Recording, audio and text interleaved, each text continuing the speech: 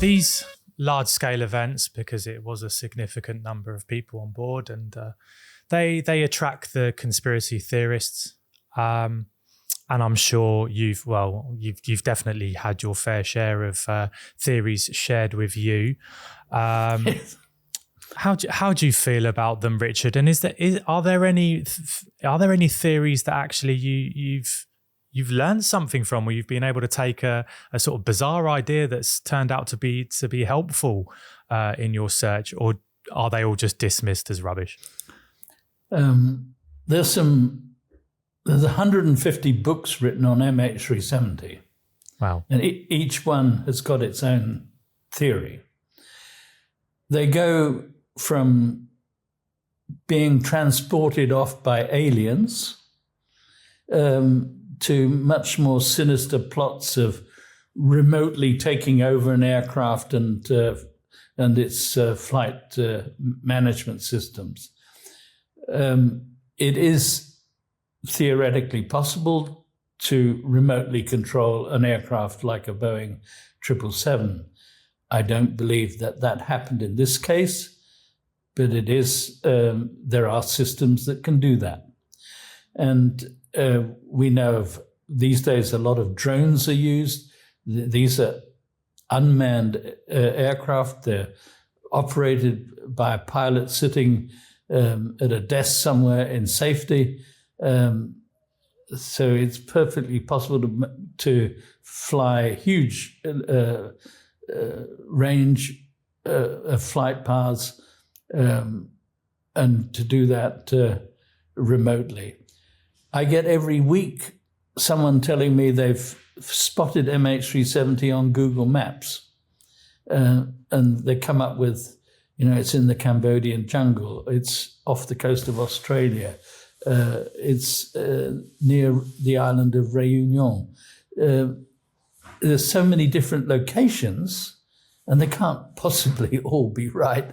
And when I look at them and they don't fit the fuel data that I know from Boeing, and they don't fit the Inmarsat satellite data, and they don't fit the Whisper passive radar data, then you don't spend too much time investigating something which you just believe is far-fetched nonsense.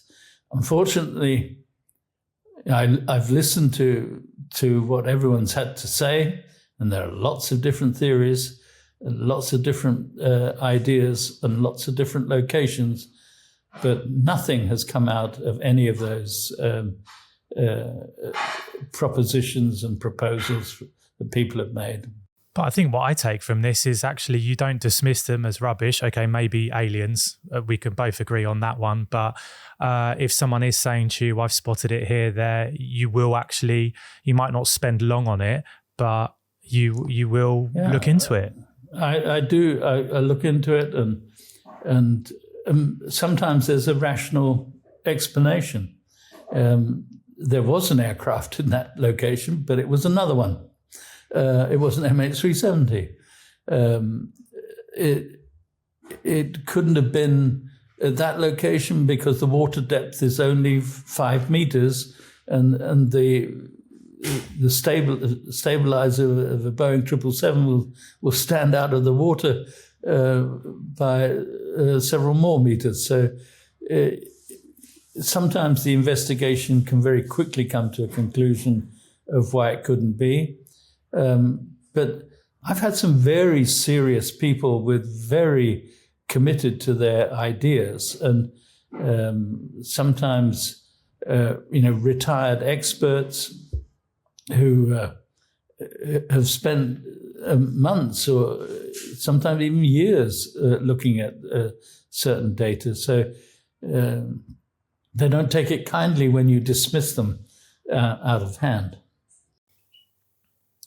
And where we briefly touched on water depth, and also just to come back to where you said it's theoretically possible to remotely operate a 777. However, you do have satellite data which places it okay, it's still a large search area, but you know roughly where it's going to be, this wreckage.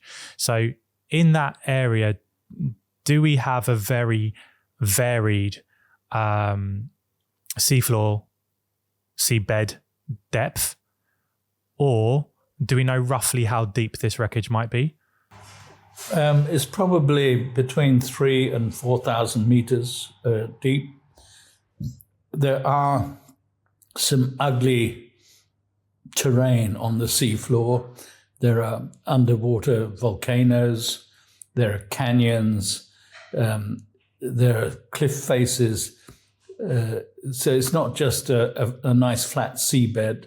And a lot could have moved. You could have quite a lot of silt, a couple of meters deep on the seafloor. So you could have covered up quite a bit of wreckage over time.